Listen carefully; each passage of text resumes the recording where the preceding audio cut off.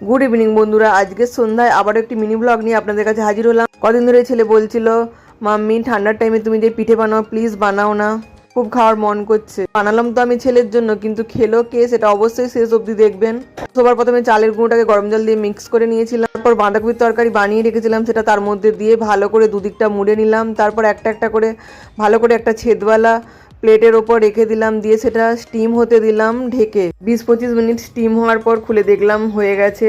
তারপর সেটা একটা প্লেটের মধ্যে, দেশ থেকে শাশুড়ি মা গুড় পাঠিয়েছিল, সেই গুড় দিয়ে প্লেটের মধ্যে ভালো করে সাজিয়ে নিলাম। আর যখন সাজাচ্ছিলাম তখন মেয়ে ছিল পাশের বাড়ির আন্টিদের বাড়িতে। যেই না সাজিয়ে ছেলেকে খেতে দিতে যাব, অমনি মেয়ে বলে উঠলো, মাম্মি আমাকে খিদে পেয়েছে। তো চলুন ওকে দিই, আর ওর রিয়াকশনটা দেখুন। কি তোর জন্য কি বানিয়েছি দেখ, কি বানিয়েছি বলতো?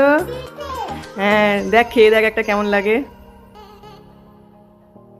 কেমন হয়েছে? অনেক ভালো। খেয়ে নাও তাহলে।